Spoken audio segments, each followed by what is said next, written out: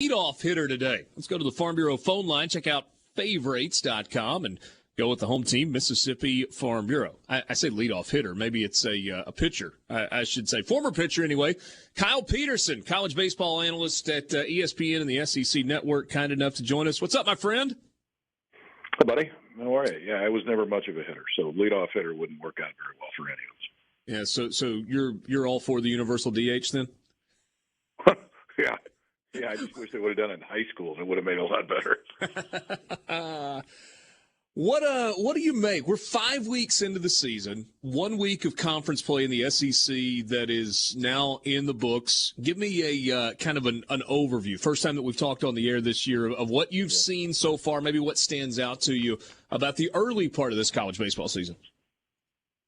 I mean, there's some loud numbers in a few places, and a few of them are coming out of Knoxville. I mean, I think the start that Tennessee has had and the way that they've done it, I don't remember seeing a team that led the conference in home runs in the ERA when you get to this point in the season. I mean, it's not even close from a home run standpoint. So I think they and Virginia, honestly, have been the two teams that have been the most impressive just because of the way that they've beat people.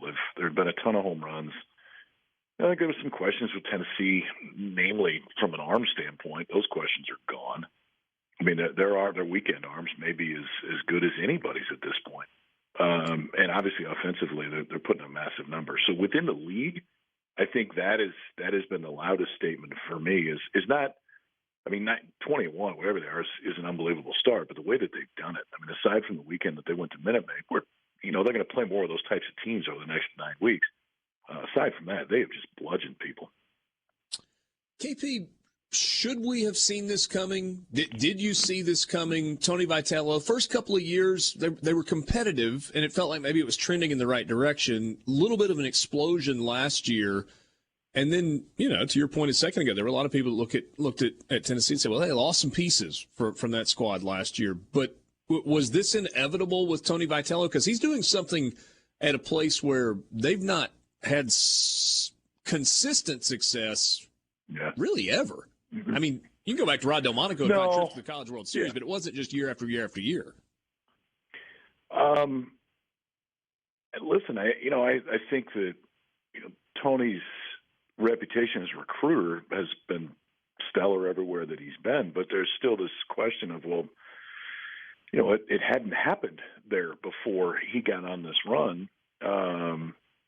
And then is it sustainable? I talked to somebody in the game that I really, really respect that has seen Tennessee a few times this year and said it's as impressive a college baseball team as they've seen in a long time.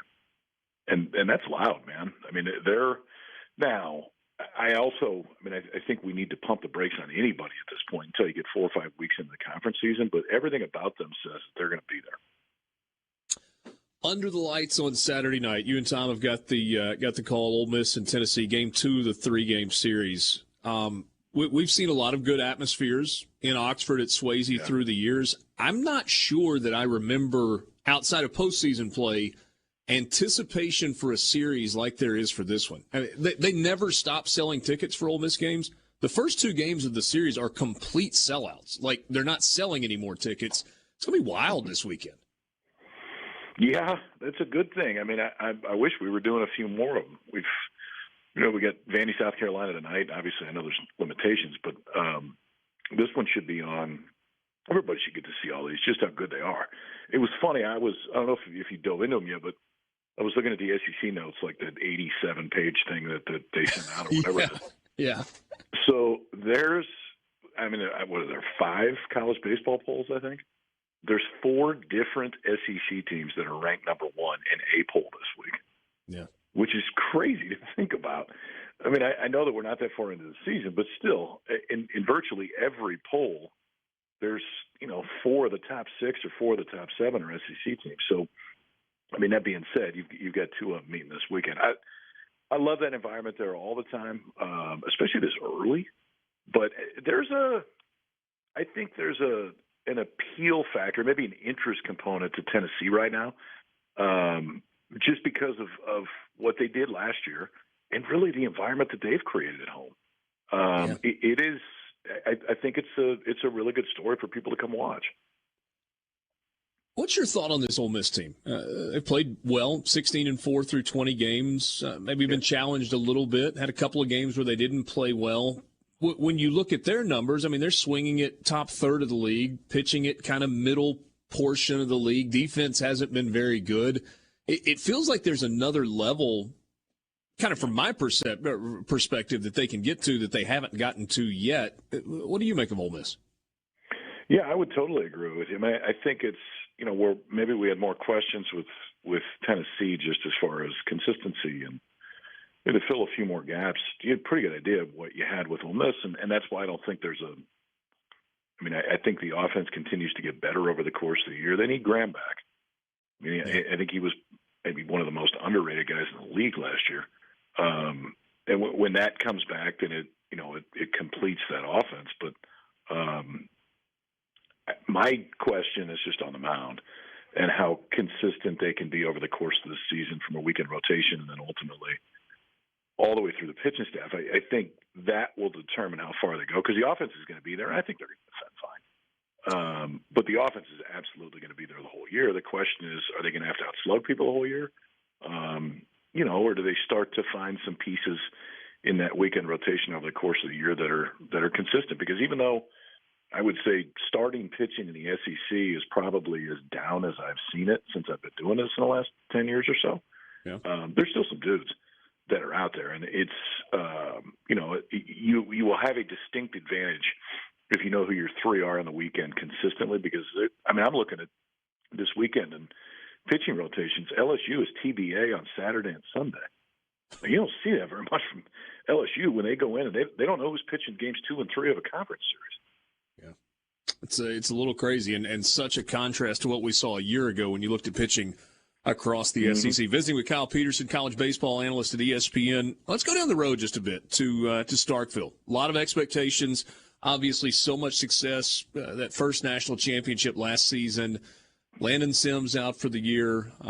Stone Simmons out for the year. Two UCL injuries there, and that breaks your heart. This Mississippi State team, they've had trouble with consistency. They've had trouble out of the bullpen. Can they kind of right the ship and kind of get things moving in a way where, maybe we are talking about them toward the end of the year about, playing for a host spot? I think so. Yeah, I think they can. And I think there were signs of it last weekend. I mean, they got smacked in game 1 because we had games 1 and 3 last weekend. And Jonathan Cannon was unbelievable in week 1. I mean, he was a big leaguer that night. And I don't care who was on the other side, but they weren't going to hit him.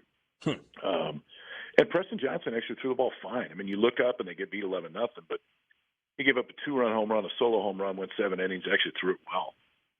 And looked like somebody that fits on Friday night in the league. Saturday they get beat 1 run in a slugfest. Sunday they come out and put it to Georgia before getting out of town. I think State's fine, honestly. I know the natural reaction, well, one, with the fan bases that are just as passionate as theirs are, but 2, coming off a national championship is, the expectations go up. They lost some real guys, obviously. Real guys.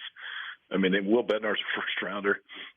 They lost the heart and soul in their offense in Allen and Rowdy, and you just don't replace that right away. But I do like their pieces, and I like getting Casey Hunt back's going to help. You're never going to replace Sims. That stings, and you can't.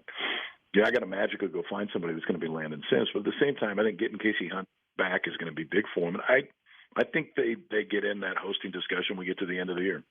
And a fascinating weekend, right, with Arkansas. That's a week from now when you get Arkansas. Yeah. And that's where I wanted to go. I wanted to ask you about Arkansas because out of the gate, kind of okay, but all of a sudden they're winning a bunch in a row. Feels like they're going to be okay. How good are the Razorbacks? Only got like 30 seconds left. Yeah. No, I think they're pretty good. I mean, the weekend, they lost one of their races, but I feel like half the teams in the SEC can see that. Losing Peyton Paulette, it was probably going to be a first-rounder, is a big punch, but their weekend has actually looked pretty good so far.